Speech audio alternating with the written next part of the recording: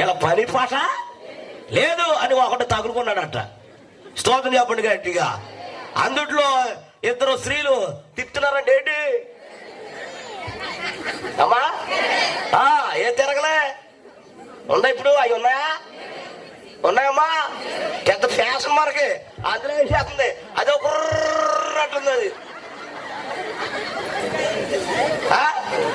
ఒళ్ళు నలిగితలేదు, చీర నలిగితలేదు, నలిసిందా? అందులో ఏం చేస్తున్నావు, అదే వాడేస్తుంది. ఇటు వరకు అవి ఉన్నాయా?